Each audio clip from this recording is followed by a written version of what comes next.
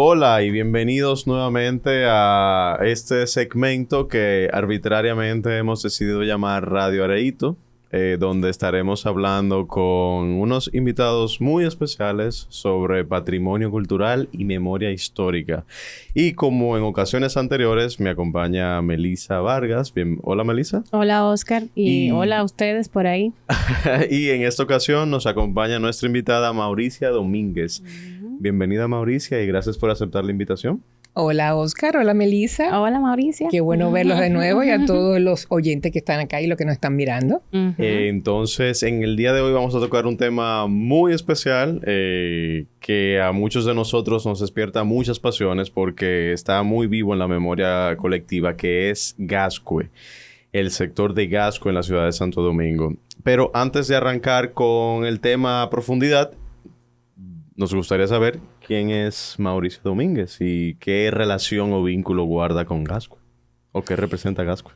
Bueno, mira, Oscar, yo creo que, Mauricio Domínguez es una arquitecta, profesora universitaria de muchos años, 3 décadas enseñando, se ha retirado un poco ahora, y amante del matrimonio durante mucho tiempo, presidenta del Docomomo Dominicano, que es una organización sin fines de lucro de 3 o 4 gatos, que nos interesa la preservación del movimiento moderno en la ciudad de Santo Domingo y en el país, y que hemos estado tratando de hacer algunas acciones en términos de esa preservación y hacer entender que el siglo XX también ha sido parte de lo que es la historia arquitectónica dominicana.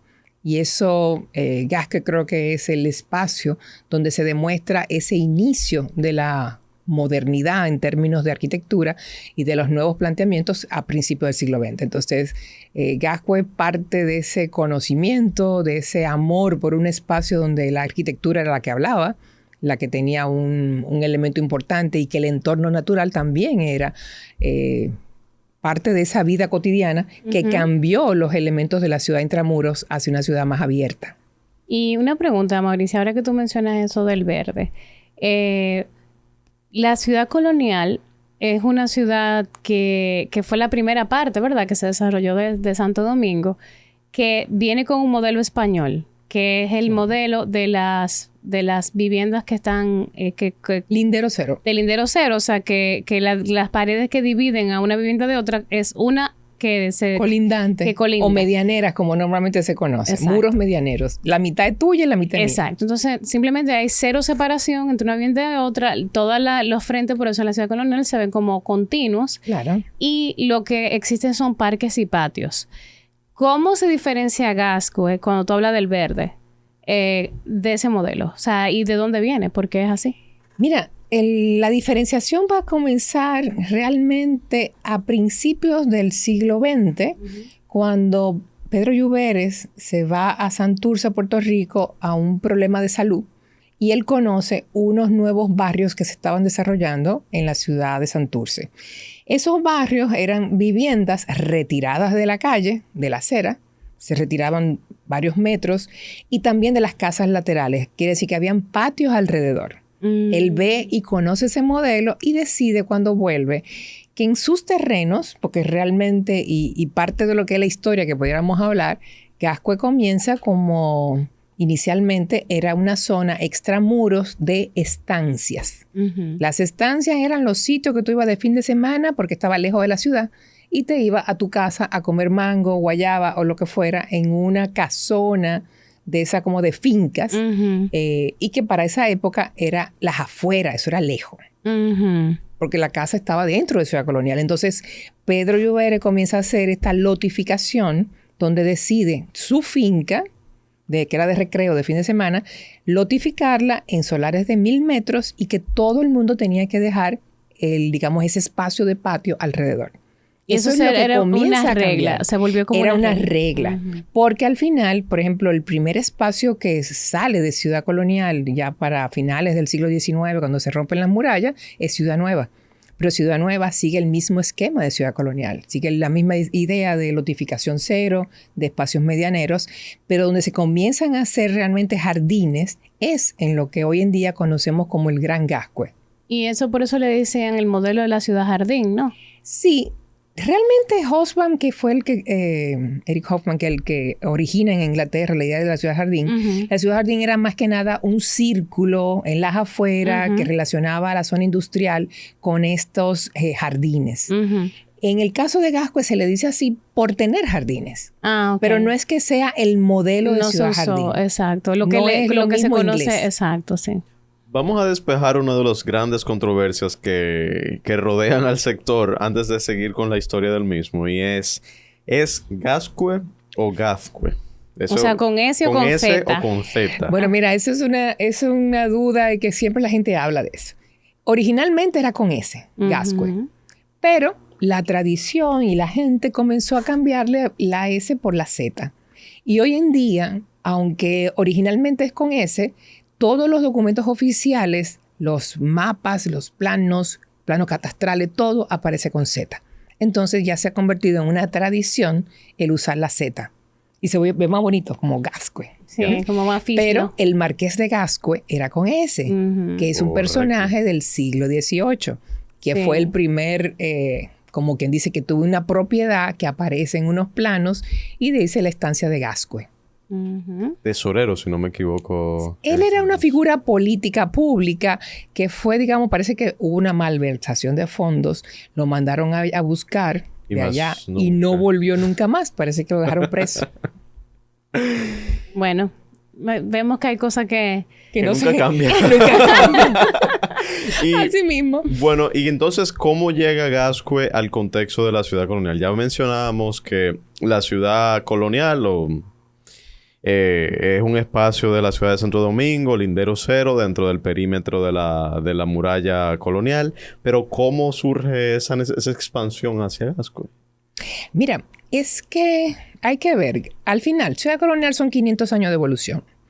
Durante casi 300 y pico, la ciudad se mantuvo dentro de ese kilómetro cuadrado. Una palabra que a mí me encanta usar era esa ciudad intramuros. Ya hoy en día la gente no lo entiende porque cuando tú vivías en una ciudad que tenía amurallada, tú vivías adentro. El que vivía afuera era el extramuros. Tú eres de afuera. Tú tienes que esperar que abran las puertas para tú entrar a la ciudad. Y eso va creando, digamos, un desarrollo. Ya la ciudad, cuando comienza a volver los inmigrantes, vamos a decir, nueva mano de obra que se necesita cuando el desarrollo de la industria azucarera, comienza a llegar mucha gente de fuera. Vienen esos inmigrantes europeos, vienen, digamos, de las islas, vienen a trabajar. Eso hace que la ciudad se complete, la ciudad colonial, ese intramuro. Y necesita comenzar a salir hacia afuera. Pero antes de que comience todo ese proceso, la gente de dinero, los grandes, la élite, digamos, dominicana que vivía dentro de esa ciudad colonial, tenía espacios de recreo en las afueras. Es como ahora mismo que usted diga, yo tengo una casa en Loma Linda. Exacto. O en Juan Dolio, o en Matúa, por ahí. Yo me voy los fines de semana para esa casita en el campo donde yo tengo relax. Eso fue lo que comienza a hacer Gascue. Gascue eran, durante el siglo XVIII y antes, eran, digamos, estancias, fincas. Hubieron hasta ingenios azucareros en esa zona. Así. Era toda una zona de producción que le daba apoyo a la ciudad. Pero habían grandes fincas de la gente de dinero de Ciudad Colonial. Esa élite comienza a tener en esas estancias su casa de fin de semana a la que podía ir a pasear, a rodearse en las galerías. Y quizá mucha gente no entiende que esas primeras casas de Gascue, que ya no las tenemos, eran casas de madera, como encontramos en el Cibao, como encontramos en Puerto Plata, las grandes casonas de madera con tus escalinatas tipo imperio delante, elevadas sobre el nivel del terreno, que hay todavía en Sánchez o en Samaná, aparecen una que otra. Eso era lo que eran esas primeras estancias.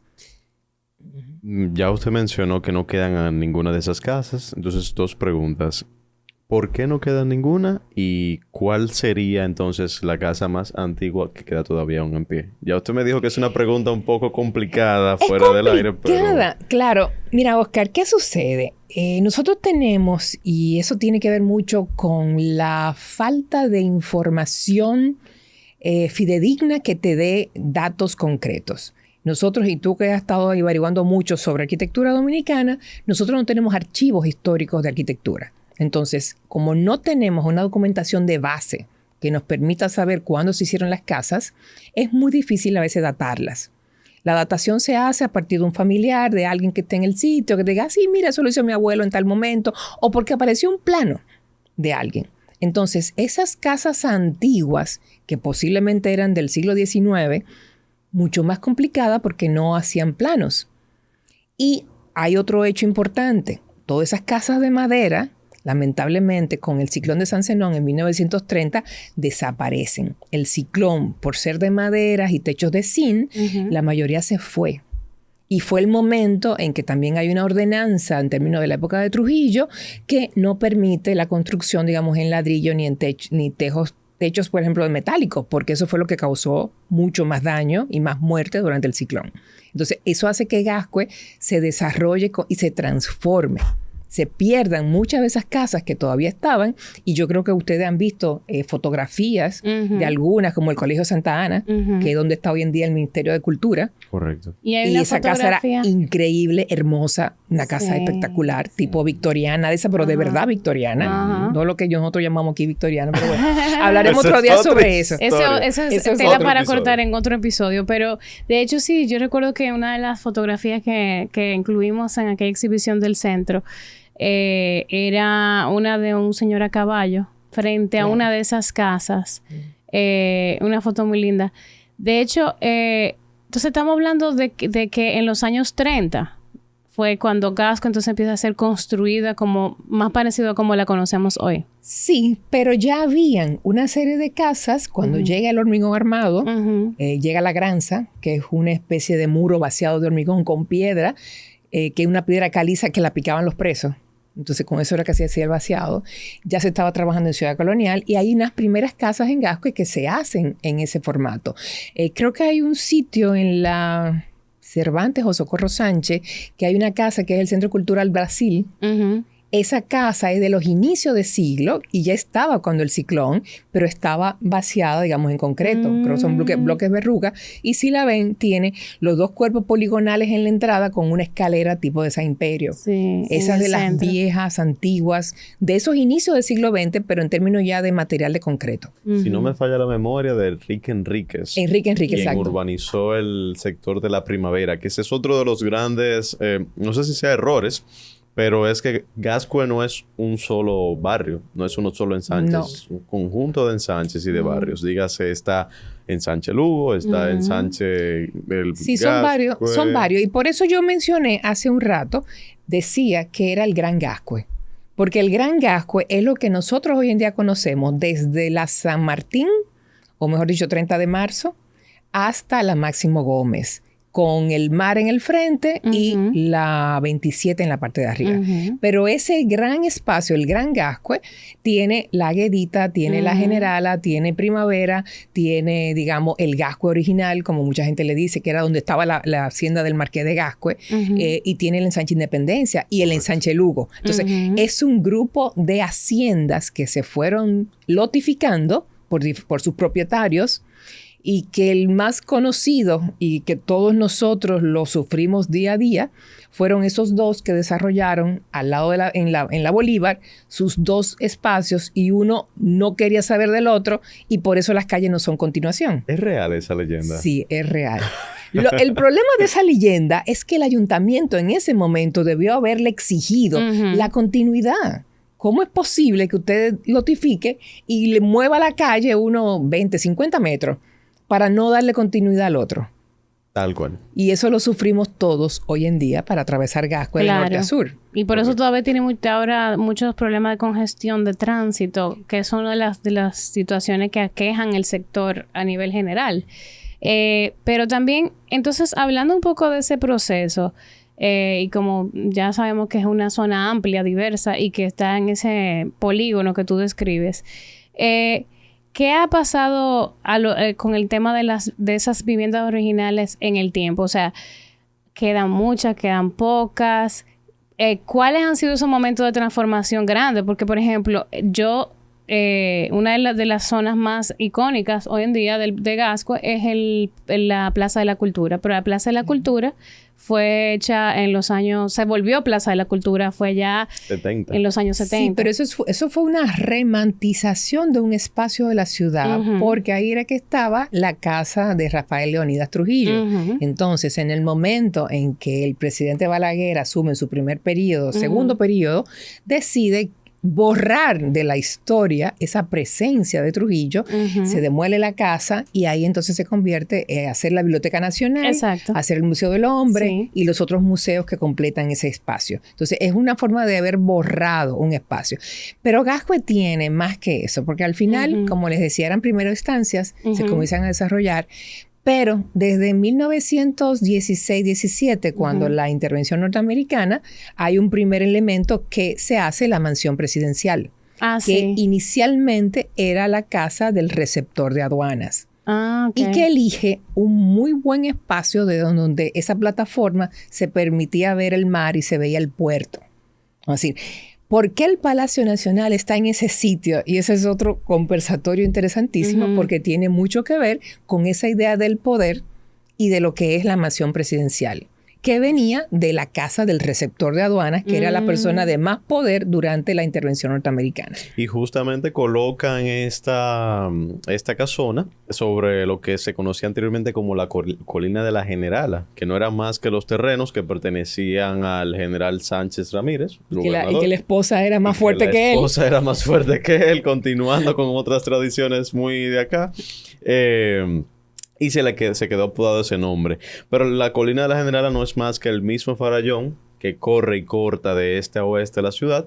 Pero que esa parte de arriba era la finca de ella, la Generala. Por eso esa zona se llama la Generala. Y muchas de las casas que están hacia la 30 de marzo eran parte de la Generala, que todavía son de esas viejas y muy antiguas. Quedan unas cuantas cerca del palacio. Sí, en esa zona del palacio, precisamente la pregunta que te hacía ahorita, o sea, siento que son de los conjuntos que todavía preservan bastante de las tipologías de inicio de siglo, por lo menos de la época de los americanos, a partir, digamos, del 24, cuando ya entra Horacio Vázquez después y entra después Trujillo, está en ese grupo de casas, aunque Villa Ena es 1910 más o menos, es mucho más antigua, cuando es mucho antes de la mansión presidencial. Bueno, de hecho, ese espacio. Pudiéramos decir que ya Villa Ena va ganando como una de las más antiguas, lo voy a anotar aquí. Hablando de, que no quisiera dejar de mencionar, que la verja de la Biblioteca Nacional es la verja original de la residencia de la familia Trujillo Molina. O sea, sí, porque tiene las piedras y es el esquema. Le gustaba mucho y lo tenía también la Michelena abajo en lo que es la Cancillería ahora. Es hoy en día la Cancillería. Pero también importante mencionar que, o sea, a pesar de que de los intentos durante los gobiernos de Joaquín Balaguer de borrar esa presencia tan latente, eso fue parte del proceso de destrujillización que vivimos luego del tiranicidio de 1961, quedaron otras casas propiedad de la familia Trujillo que pasaron a propiedad del Estado, dígase la donde hoy se encuentra PEC, que pertenecía a la madre de Trujillo, Julia Molina. Se dice que él salía de su casa y iba todas las mañanas a tomar el café con la mamá. Cruzando la avenida, literalmente. Exacto. Ahí mismo. Está también... De hecho, hay una leyenda también, no sé qué tanto será históricamente correcta, pero de que una de las razones, uno de los motivos que llevaron a sacar el aeropuerto General Andrews del centro de la ciudad fue que justamente hubo un accidente aéreo y el avión cayó muy cerca del patio de la mamá del presidente Trujillo. Entonces, y a una de las hermanas también, que creo que fue más, que estaba del lado más allá de APEC, vivía por ahí y le cayó mucho más cerca. Igualmente, también vivía, me parece que Flor de Oro, en la casa donde hoy está la Escuela de la Judicatura. No era Flor de Oro. Era Marina Trujillo de Sabiñón. Correcto. Era la esposa, era en la casa de los Sabiñón, de Monsabiñón. Monsabiñón. Y otra, que era donde está hoy en día INAVI, creo que es. Esa era de Julieta Trujillo. Julieta Trujillo. Llevaban 4 casas. Y la razón por la cual... Pero esa está muy modificada. No, sumamente. Casi no se ve. Y penosamente, porque era una casa... Espectacular. Literalmente espectacular. Neohispana y espectacular.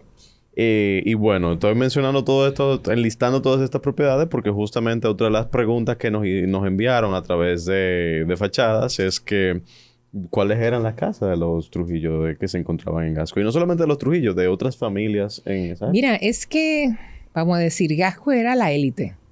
La ciudad lo que tenía era el crecimiento hacia el oeste de Ciudad Colonial, que era Gascue, y hacia el norte estaban los barrios populares, Villa Francisca, las villas. Exacto. Entonces, todo el que se consideraba que tenía, digamos, cierto poder adquisitivo, tenía que vivir en Gascue. Pero claro, ese gran Gascue estaba también dividido en sectores. No era lo mismo en Sánchez Lugo, que eran viviendas de menor tamaño y de solares más pequeños, que los que estaban más hacia la Primavera, que era donde estaba también el hipódromo. Correcto. Que de inicio de 1910-15. ¿Cómo se llamaba el club? Club Gascue, ¿no? No. El Golfito. El Golfito. Pero el Golfito ya viene posterior, es de los después. 50, 60, que era un espacio de recreación, tenía su restaurante. Y pero también era como, ¿verdad? Era como era un club social. Social, sí. Era el club, de hecho, del barrio completo. Gascue no contaba. Mira, ¿qué sucede con Gascue? Y tú mencionabas hace un rato, ¿cuáles son los grandes periodos de daño? Es decir, ya mencionamos una cosa que fue el ciclón. Correcto. El ciclón 1930. hace un cambio porque se pierden muchas de estas casas. Eso permite, como dice ese borrón cuenta nueva, vamos a hacer ahora nueva arquitectura. Ahí entra con más fuerza entonces el movimiento moderno dentro de Gascue, que para ciertas cosas fue muy bueno, pero se perdieron muy buenos proyectos anteriores que habían de esa arquitectura ecléctica de finales del siglo y del inicio del mismo 20. Pero entonces, después de San Zenón, después de todo este movimiento de la clase social, ahí viene el Jaragua, que ya hay muchos que han oído del Jaragua, lo que fue como desarrollo. Viene posteriormente la Guerra de Abril. La Guerra de Abril en el 65 se desarrolla en gran parte dentro de Gascue.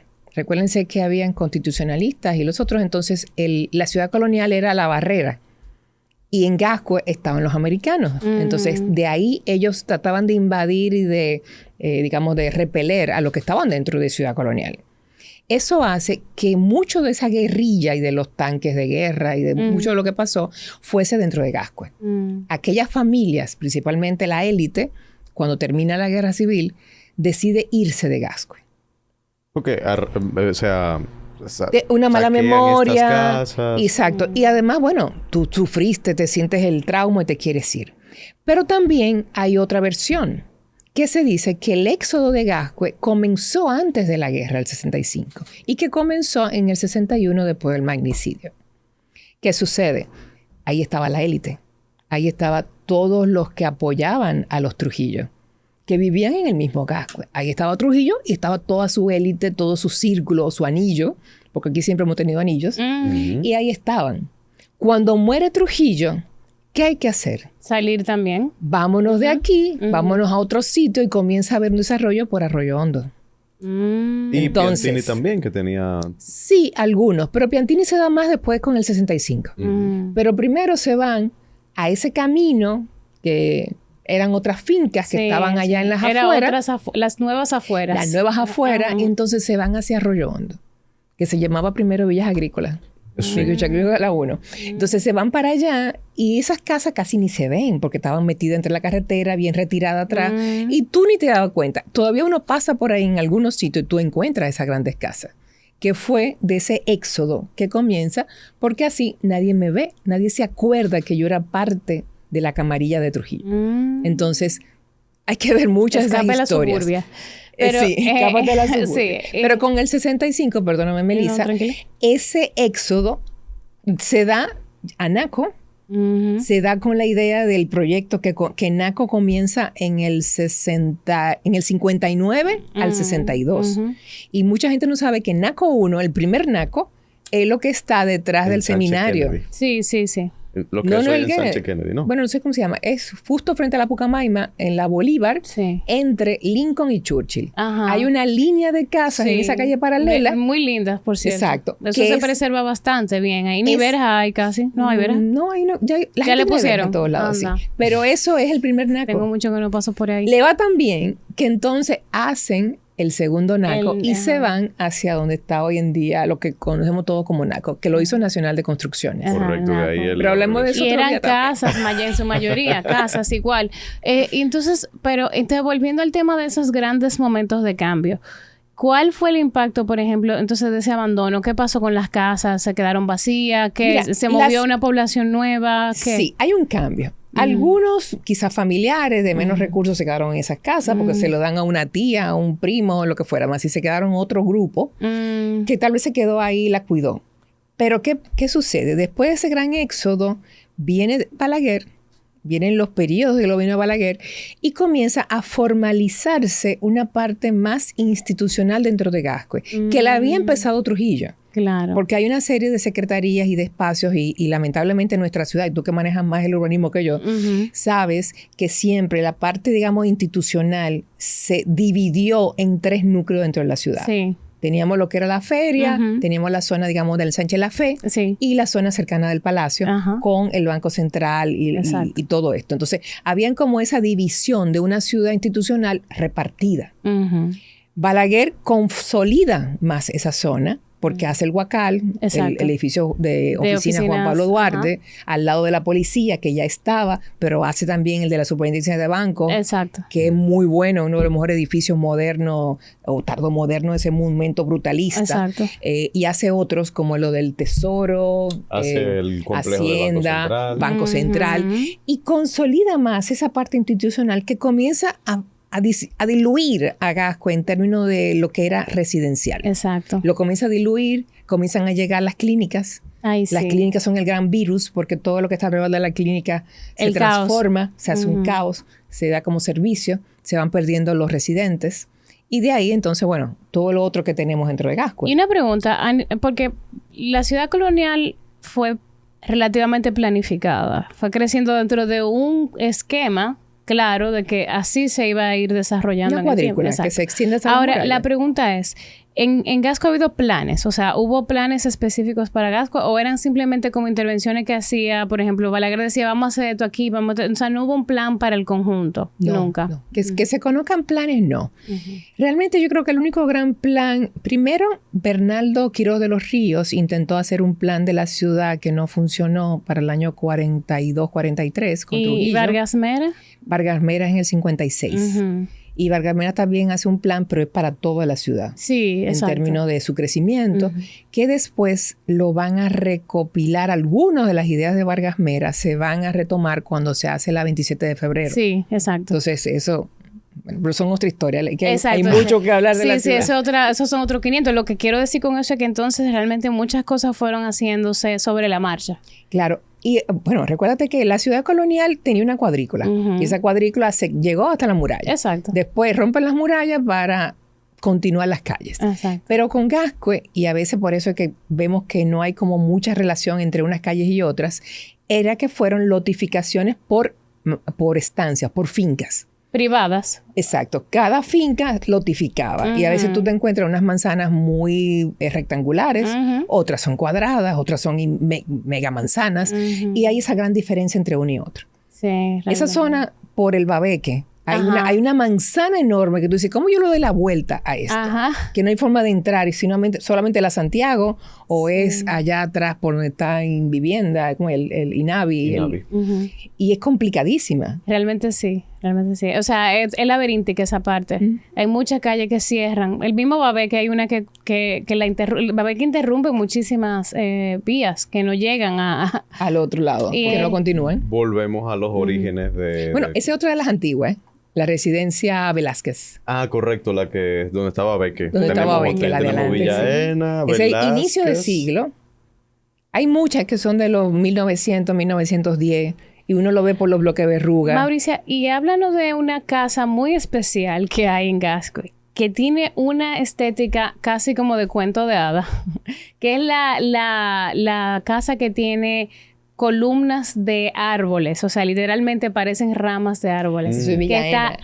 ¿Esa es la Villaena? Villaena. Ah, pues mira, exacto. Pero Villaena es un trabajo y creo que me había dicho que va a venir el arquitecto del monte a hablar sobre ella. No quiero abundar mucho, pero lo interesante es que ese es un momento del modernismo catalán, vamos a decir. Es esa idea de que el concreto tú lo puedes hacer parecer árboles. Sí. Entonces, la casa es una casa de galería perimetral, la cual lo que tiene es toda esta galería como si fueran árboles y la entrada, que dice Villa Ena, que da hacia la Delgado. Y es una pieza muy bella hecha por Zoilo Hermógenes, el que hizo el primer avión en nuestro país, en un vegano. Oh, wow. Pero la verdad que esa es una de las casas que yo creo que muchas personas las reconocen. Sí. Y la asocian con ese lugar. Y está muy bien preservada porque como nos va a hablar José Enrique cuando venga, fue el arquitecto que hizo la última restauración, ¿verdad? Sí, la última intervención allí. Pero ¿por qué aquí se daba... Por ejemplo, yo no me imagino hoy en día nadie haciendo una casa así. ¿Por qué fue posible en ese momento aquí hacer ese tipo de arquitectura? Mira, se dice que es que en ese momento llegaron inmigrantes españoles que eran muy buenos carpinteros, albañiles y que manejaban el material.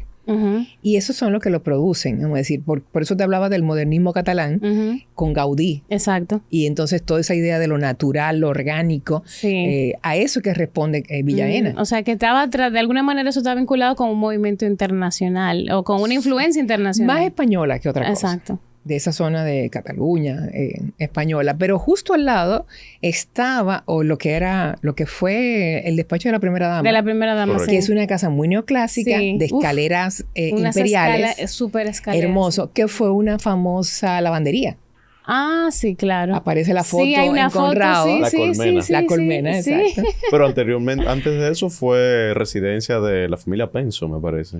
Hay varios Penson que tienen los Penson, los Recio Penson, que estaban en ese mismo espacio de esa cuadra frente a Palacio. Mire, y aprovechando que estamos hablando de Villa Ena y de los estilos que tuvieron influencia dentro de este sector, ¿qué otros estilos arquitectónicos y autores, si se le ocurre alguno en particular, se desarrollaron aquí en este polígono histórico? Mira, es que por eso es que hablamos de Gascue como un sitio para preservar.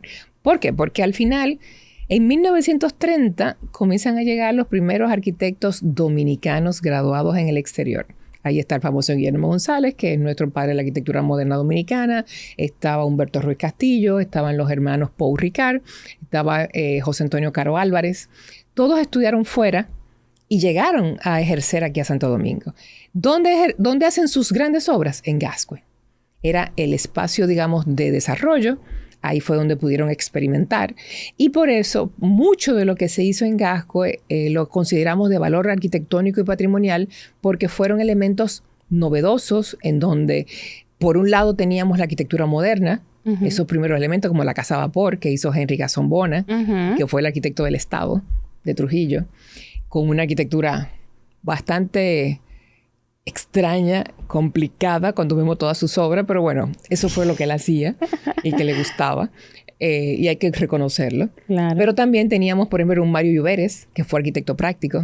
Correcto. Y Mario Lluveres hizo todo lo que fue la línea del neohispanicismo, que es esa vuelta hacia lo español, pero no al español de la ciudad colonial, sino a un español muy versión norteamericana. Una reinterpretación, pudiéramos decir. Mira, una de las veces, la gente siempre ha dicho que ese neohispanicismo se dio como una respuesta a los norteamericanos cuando la primera intervención. Sí. Pero no se han dado cuenta que los norteamericanos eran los que estaban haciendo el neohispanicismo. ¿Por qué? Porque ellos a finales del siglo XIX andaban buscando su identidad propia en la arquitectura. Y Estados Unidos se dio cuenta que sus raíces eran españolas. Porque la Florida, que es el primer espacio donde, vamos a decir, de los Estados Unidos, fue colonizada por los españoles, buscando Juan Ponce de León, buscando la fuente esta de la juventud. Sí.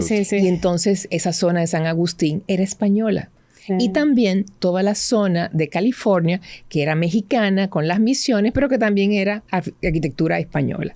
Entonces, a finales del 19, Estados Unidos, sus arquitectos, reconocen que su identidad es española. Y se van a estudiar a España y buscar tratados españoles de arquitectura española para hacer arquitectura. Fíjense, el hotel de Coral Gable, el famoso hotel, lo que es Beverly Hills, todo es el hispanicismo. Así, aquí se da por moda, porque ya Estados Unidos lo estaba haciendo y eso se va a reflejar en toda Latinoamérica. Toda la gente que tenían a Estados Unidos como su referente, hay que hacer lo que hacen los americanos. Entonces, Claro. vamos a hacer no hispanicismo. Entonces, aquí se hace para seguir la línea, no es en contra de nadie. También cabe destacar de dónde se gradúan estos arquitectos que vienen a partir del 1930 en Estados Unidos, en universidades de Estados Unidos, si no me equivoco. Me imagino que habrá Sí, algunos. no, el que estudió principalmente en Estados Unidos fue Guillermo González en Yale, pero los otros estudiaron en Bélgica, en París, en Bruselas. Y Humberto Ruiz me parece que sí, en París, si no me equivoco. Y también está el tema de que, bueno, cuando hablamos de neohispánico, ¿a qué nos referimos? Son esas típicas casas de Gascue, o que uno asocia mucho con Gascue, ¿verdad? Claro. Que tienen unos arcos, Que usan, galerías. fíjate que Tejas. aparece, Ajá. sí, usan tejas, techos inclinados, Sí. escudos nobiliarios, que es Sí. un esquema, porque no es ni siquiera un escudo de verdad, pero sí es un medallón. Ajá. Te aparecen los arcos, que normalmente en la arquitectura colonial nuestra no están adelante, porque el arco está siempre hacia el patio, Al interno. hacia el interno, pero esto es una versión de un español norteamericano, en donde el arco es Exacto. bonito, vamos a ponerlo adelante, Ajá. y hacen todo este esquema de que parecen españolas, pero cuando uno ve los elementos, no es no es un neocolonial, no, es un neohispanicismo porque son elementos hispanos que los tratados de aquella época planteaban que eran como una lista Sí. de elementos, de simbologías que tú utilizabas y se convertía en español. Exactamente. Ese era el lenguaje de ellos. Y ese lenguaje se reinterpretó para hacer una versión americana de esa Claro, de estas esa- de casas. esas Y lo vas a casas. encontrar en toda Latinoamérica. ¿Eh? En México lo encuentras, en Argentina En está, Cuba, en Cuba, en el Vedado. en el Vedado, Ujú. en mismo Puerto Rico, como Sí. decir. Está en todos lados, porque era también una moda. Se dio un poquito también en otras ciudades de aquí de República Dominicana. Yo lo he alcanzado a ver Sí, en sí. Santiago. Ujú. Es que se convirtió para la élite, Un era símbolo de estatus. en el símbolo de estatus, exacto. Claro, claro, Como después, en los últimos años, el posmodernismo era también el símbolo de estatus de la Ujú. élite, que había que tener columnas clásicas para tú decir que tú tenías una casa bien hecha. Exacto.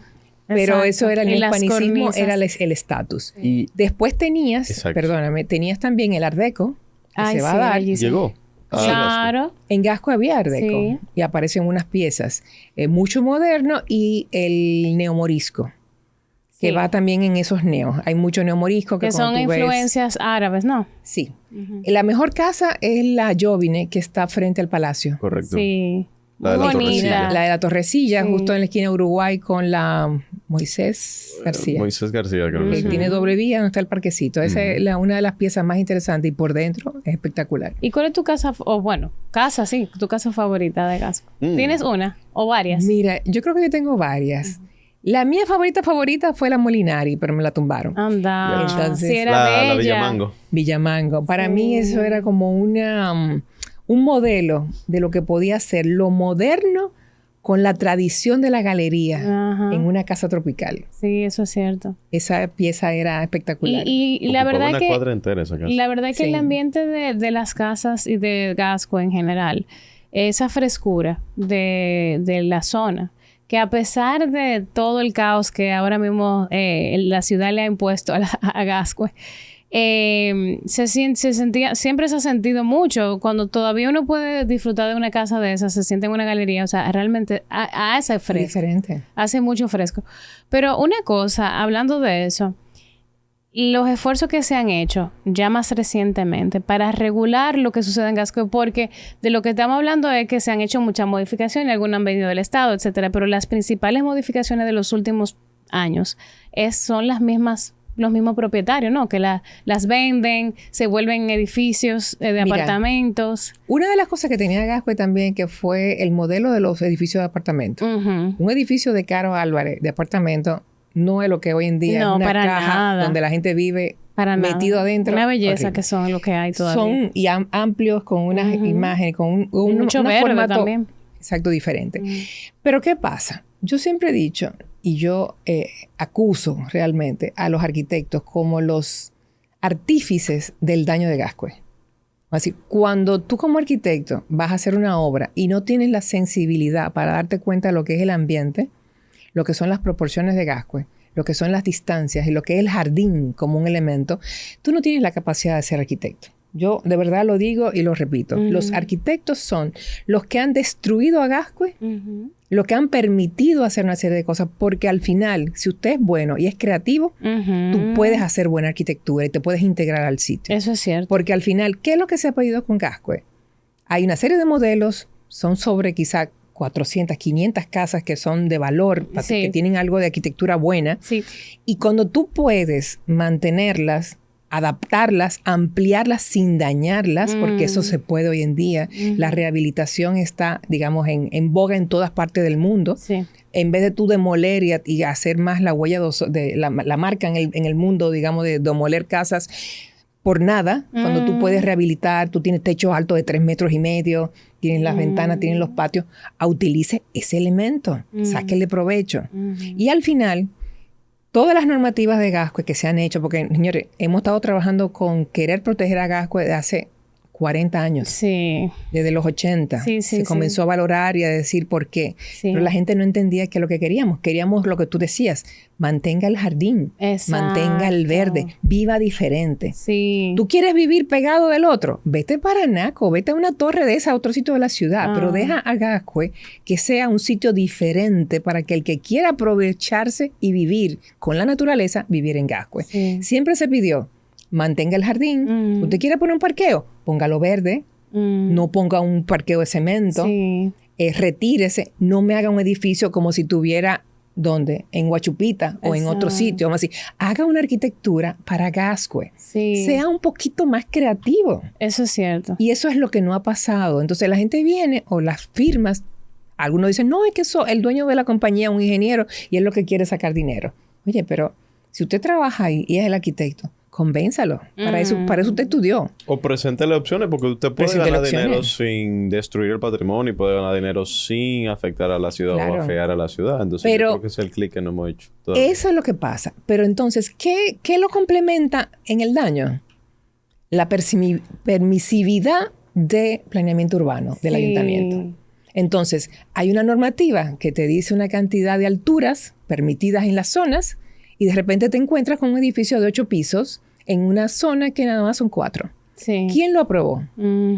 Entonces, ahí es que tú dices, pero señores, y todos los esfuerzos que hemos hecho se pierden y se van por la Y también por la otra ventana. cosa, no es solamente eso, también hasta los usos de suelo que se permiten. También. Sabemos que tú mencionaste el tema de las clínicas, pero Gascue tiene una serie de usos que son totalmente incompatibles con el tema de las garajes y lamentablemente hasta recientemente he visto que han incluido nuevos que se supone que ya no iban a haber más de algunos usos o temas de dealer de carro y como ¿por qué en Gascue? Exacto, ¿por Dios? Qué en Gascue? Váyase a otro sitio a vender carro.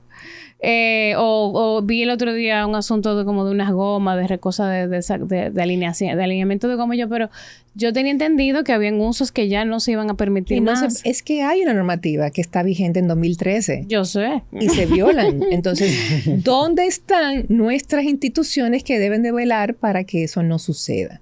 Y ahí es que volvemos. Y no es solamente en Gascue. Yo creo que vivimos en el país entero con muchas leyes, con muchas regulaciones, pero no se cumplen.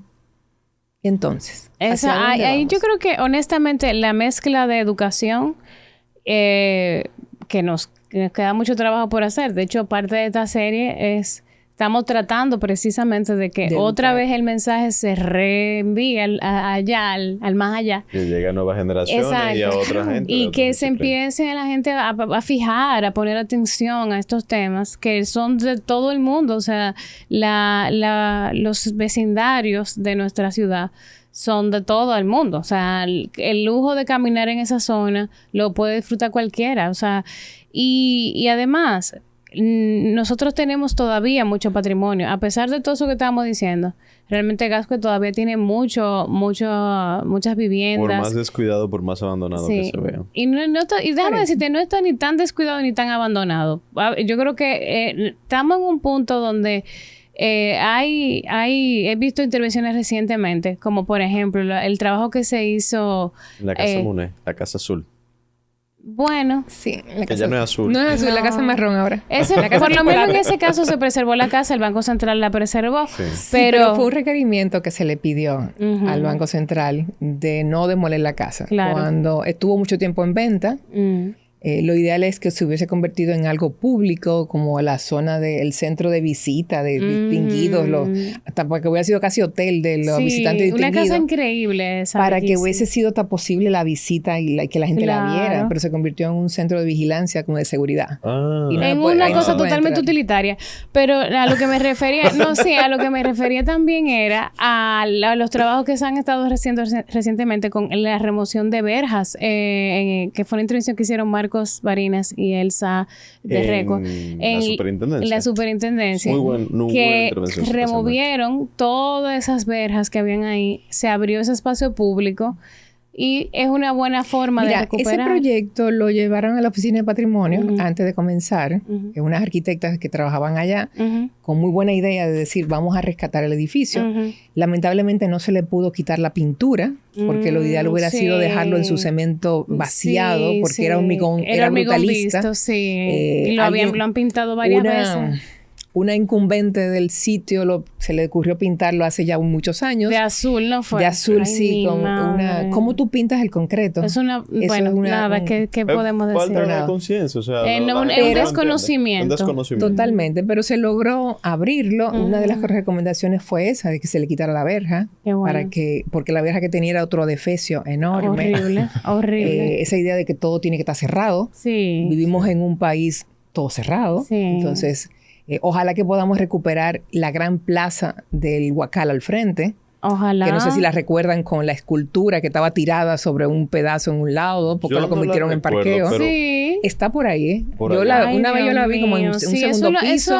Todo ese conjunto de las oficinas gubernamentales, las oficinas Juan Pablo Duarte, eso es interesantísimo, el conjunto de eso y la operatividad de ese edificio. Pero la verdad es que todo ese tema de los parqueos se han comido el espacio completo. Sí, para quienes quizás no tienen el contexto, el edificio del Huacal, el edificio Juan Pablo Duarte de oficinas gubernamentales, tiene una plaza que le rodeaba muy parecida a la que tiene hoy en día el Banco Central. Sí, fue primero que el Banco Central. De hecho, antecedió al Banco Central. Y algo muy peculiar de estos edificios de brutalistas era que creaban espacio público y aportaban al espacio de la ciudad donde se construían. Porque asimismo también tiene una plaza pública el edificio de brutalista del VHD. Sí. Y el edificio San Rafael también. O sea, son conceptos que se han ido perdiendo, pero que queda la memoria histórica y viva y importante quizá de rescatarla eventualmente. Pero bueno. Pero tú sabes una cosa, Oscar. Hubiera sido interesante que hablemos en algún momento de las verjas. La evolución de la verja.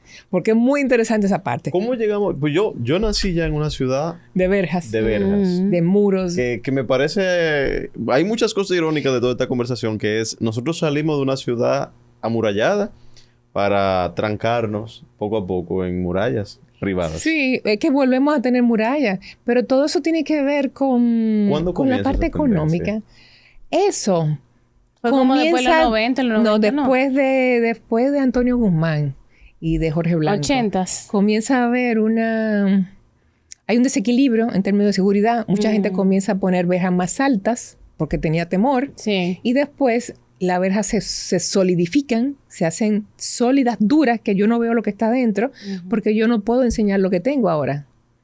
Así, hay un cambio en términos gubernamentales de muchos nuevos ricos que no quieren dejar ver lo que tienen adentro. Hay un deterioro también. Entonces, eso pasa. Y es interesante cuando uno lo analiza, porque el mismo Gascue comenzó teniendo verjas, pero eran verjas bajas. Y muchas eran como setos de verdes. Setos verdes. De coralillo. Y puertitas bajitas. Y era una puertecita bajita. Y si acaso tú veías como 6 pulgadas de un hierrito en la parte superior, que todavía hay varias casas. La de la Delgado con César Nicolás Penson lo tiene, que es una casita de esquina, que tú ves el hierrito chiquitito en la parte de arriba. Usted me dijo que no tenía buena memoria, pero te me mencionó un nombre. No, chique, Mauricio no tiene buena memoria, Oscar. Pero permiso. Mauricia es una enciclopedia viviente. O sea, yo creo que no hay un rincón de es que, mira, yo creo que mi cerebro tiene un backup. Porque entonces cuando comenzamos a hablar, como yo no lo uso todos los días, comienzan a salir cosas de allá atrás y comienzan a subir. Pero honestamente, memoria fotográfica casi no. Porque la verdad que hay muchos detalles que Mauricia maneja, no solamente de lo que existe, de lo que había antes, de cómo se modificó, de quién lo hizo, en qué año fue, o sea, es mucho y eso es algo invaluable. No, la verdad te lo digo porque no quiero evidenciar a nadie, pero yo fui alumna de Mauricia. Sí. Yo estudié... Ellas son de las herencias que yo digo, bueno, señores, yo tengo todavía esperanza de que haya gente que siga preservando el patrimonio. Sí. Y tú, Oscar, es una maravilla. No, Oscar se suma ahora porque obviamente claro. Oscar ya también es de otra generación. Pero se apasiona y le gusta. Sí, y yo estoy feliz por eso también. Todos estamos felices. No, de verdad, de verdad.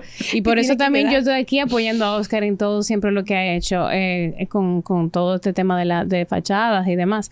Pero lo que sí iba a comentar era que quería sí resaltar eso del trabajo también, honestamente, de Mauricia. O sea, porque así como digo yo que fui su alumna y que obviamente fueron clases que fueron, ¿verdad? Lo que nos abrieron a nosotros la mente y el entendimiento a estos temas que son cruciales. Siempre insisto, porque ahora yo también soy profesora, le insisto a mis alumnos que yo no soy profesora de esa área, aunque sea, no importa la clase que sea, siempre les digo, señores, si ustedes contemplen la posibilidad de especializarse en restauración de monumentos o en restauración arquitectónica, en preservación, porque hemos ido perdiendo a los preservadores. O sea, no tenemos a muchos jóvenes ahora mismo. En la época de tu generación, sé que hubo como un boom de ese tema. Hubo muchos arquitectos que hicieron maestrías o que se especializaron, diplomados, lo que sea, ¿verdad? O que se interesaron por el tema de la historia y del tema de la preservación, pero siento que se está como perdiendo. O sea, los jóvenes ya no sienten, quizás no saben, no conocen lo interesante que puede ser el nivel tecnológico tan alto que hay con el tema de la preservación. Hay muchísima innovación en esa área. Melissa, siempre he dicho que para hacer buena preservación y hasta rehabilitación, tú tienes que ser demasiado creativo. Tú tienes que ser una persona con una sensibilidad extrema en términos de creatividad para tú poder mantener lo existente, adaptarlo a lo que necesita nuevo y hacer un producto que sea nuevo en arquitectura. Aparte de tener un ego bien bajito. Ajá. Porque el gran problema del arquitecto dominicano es que su ego está por encima de lo que sea. Justamente de eso mismo mencionábamos en el episodio pasado, donde hablamos sobre la fortaleza, de que tú tienes un espacio finito, de que tú no puedes clavar un clavo en una de esas paredes, tú no puedes hacer una intervención de que con un taladro, con materiales modernos en una pared de roca caliza. Ayúdenme ahí, que acuérdense que yo no sé. O como hablábamos ese día, que estábamos hablando de la cal y del uso de ese tipo de recubrimiento, que no es lo mismo que tú pegas un pañete de cemento y esas cosas. Y es lo que tú dices, o sea, tú tienes que ser... Hay mucha humildad que debe de haber en la persona que va a hacer ese trabajo, porque el protagonismo no lo vas a tener tú como creador, sino el protagonismo lo va a tener el patrimonio, que es lo que debe tener el protagonismo. También es algo que mencionamos en el episodio pasado, de que tú tienes que entender de que tú estás protegiendo la obra de otra persona que ya la ejecutó, pero tú también formas parte de ese mismo legado histórico de ese edificio. Tú te sumas. Sí, tú aportas tu granito de arena y tú te vuelves parte de toda una trayectoria. ¿Tú sabes qué pasa algo en este país? Se supone, y eso lo mencionábamos fuera del aire hace un momento, la arquitectura tiene derecho de autor. Realmente. Aquí no se aplica mucho porque se supone que legalmente hay que hacer unos procedimientos para que tú puedas, que se te reconozca. Pero si éticamente tú como profesional vas a intervenir una casa, imagínate que la hicieron en los 80, un arquitecto que está vivo ahora mismo, Eduardo Lora, hizo una casa y te va a tocar a ti intervenirla porque el cliente ahora te llamó para que tú le hagas una intervención. ¿Tú no crees que es correcto llamar al arquitecto Lora y decirle, mire, arquitecto, yo voy a intervenir la casa que usted hizo? ¿Usted qué considera? ¿Cuáles son los elementos más importantes? ¿Usted cree que es una obra que tiene que mantenerse? ¿Qué tipo de intervención puedo hacer? Así, hay un respeto por la obra de otro arquitecto. Ay, sí. Si ya está muerto, bueno, está muerto, pero puede ser quizá una pieza patrimonial y tú tienes que respetarla. Pero nosotros no valoramos eso. Aquí el arquitecto lo coge como una tabla en blanco y dice, no me importa quién lo hizo, y comienza de cero, borra todo lo que hay y deja su huella. Entonces, hay una falta de ética en términos de la profesión para tú respetar la obra de otro. Eso es cierto. Yo creo que, y quizá, de nuevo, dirigiéndonos un poquito más, quizá a los más jóvenes, ese siempre va a ser como el primer instinto, ¿verdad? Uno siempre va a querer hacer algo desde cero Dejar y que su quede huella. perfecto, que quede bien. Pero no, a veces ni siquiera por un tema de ego. Yo creo que a veces simplemente por un tema de hasta ignorancia y practicidad, como, pero ya vamos a hacerlo bien, vamos a hacerlo tal cosa, ¿verdad? Vamos a hacerlo como lo que queremos. Pero realmente el valor agregado de ese patrimonio, o sea, el valor agregado de tú saber que es como cuando de repente tú ves una antigüedad o ves una pieza que tú sabes que la ha usado alguien en el pasado, de repente tú te sientes parte de algo más grande. Y siempre casi, o sea, yo no puedo ver un ejemplo en mi cabeza de que cuando se preserva bien un patrimonio arquitectónico, siempre eso le suma a cualquier institución que esté ahí. Es algo que le trae a cualquier, incluso hasta negocio, le atrae, o sea, le suma atractivo. Miren que las intervenciones que se han hecho en la ciudad colonial, el valor económico que le han sumado a la ciudad. Claro. Que mucha gente... Es que el patrimonio tiene que incrementar el valor de la propiedad. Y eso es lo que ni siquiera los promotores inmobiliarios entienden. Así, yo tengo una casa antigua que tiene una cantidad de techos altos. Hoy en día, ¿quién puede vivir en una casa con un techo de 4 metros de altura? Cuando todo es bien bajito, te da más calor, es más complicado. Entonces la gente no sabe valorar, así, no sabe apreciar lo que es la espacialidad, los pisos tipo mosaico que son alfombra, que tú lo pules bien y que ven bellísimos. ¿Por qué tengo que gastar en poner un porcelanato chino que se me va a dañar en 2 o 3 años? Entonces eso no se valora. Y ahí está la parte de la crítica como arquitecto. Vamos a decir, usted tiene que pararse dentro del inmueble o lo que fuera y decir, señores, ¿qué tiene esto de valor? Tiene que tener un poco de conocimiento de la estética. Vamos a decir, ¿yo voy a hacer algo mejor que lo que hay o voy a hacer algo peor? Porque yo he visto proyectos que al final tú dices, oye, mejor me dejaba la casa como estaba antes. Porque lo que está haciendo ahora es una cosa horrible, vamos a decir, que no puede ni verse. Entonces, ¿hasta dónde está esa parte crítica como profesional para evaluar si lo que voy a hacer aporta o les resta? Y para quienes nos escuchan que no son arquitectos como yo, tan sencillo como oferta y demanda. Tú no puedes construir hoy una casa que tenga 100 años.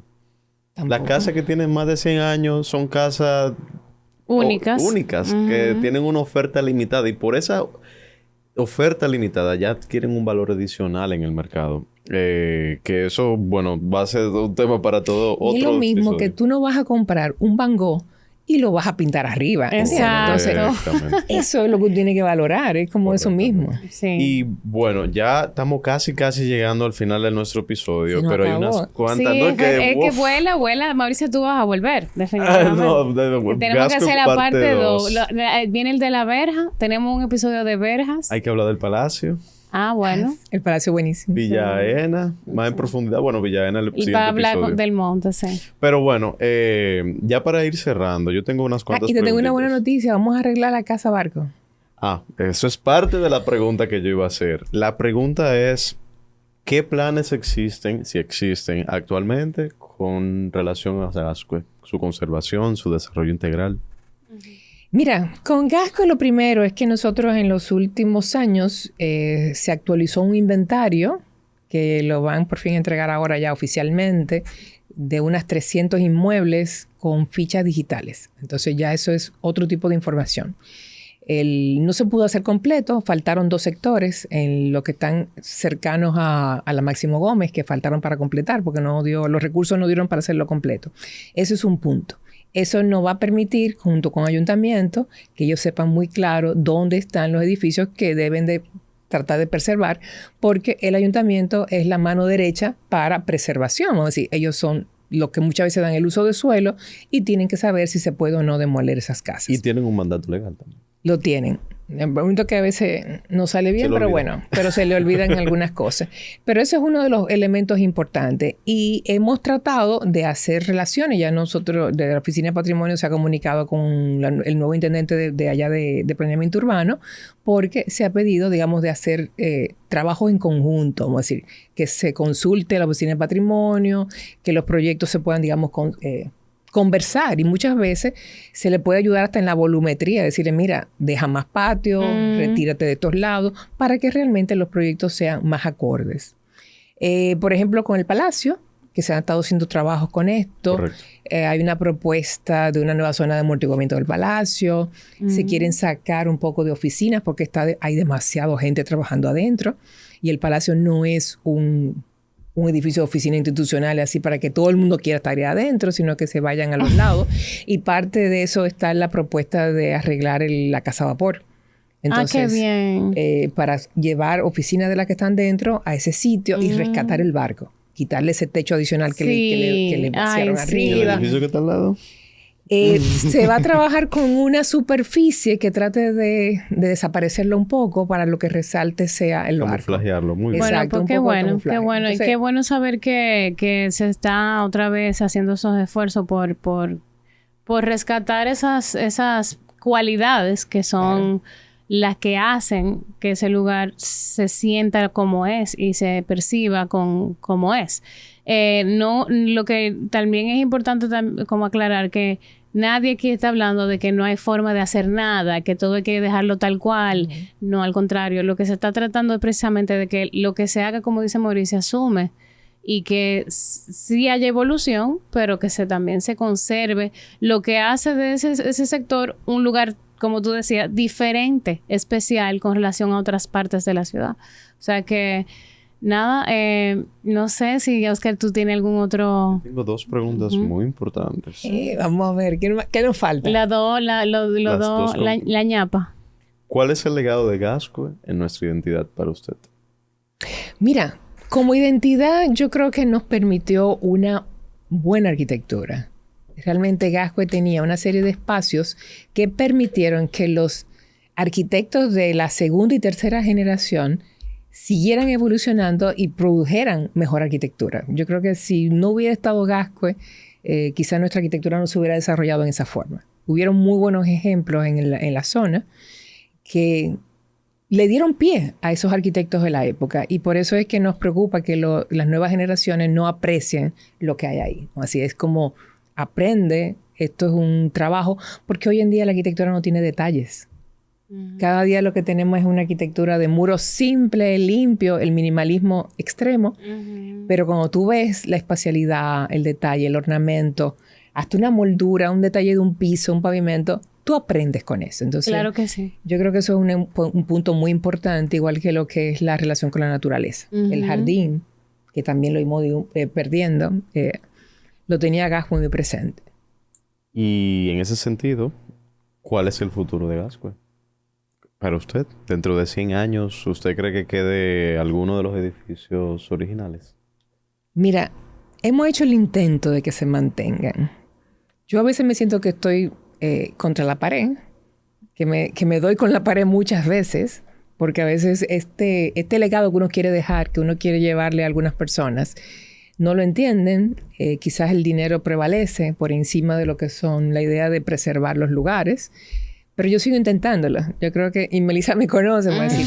Yo, aunque... Me doy varias veces con la misma piedra. Pero yo sigo intentando. Sigo hablando del sitio, de los lugares que son importantes, hasta que alguien escuche. Y de verdad que... Yo espero que quede algo de aquí a 100 años. Y que sea de lo de valor, porque lo mejor se ha ido perdiendo.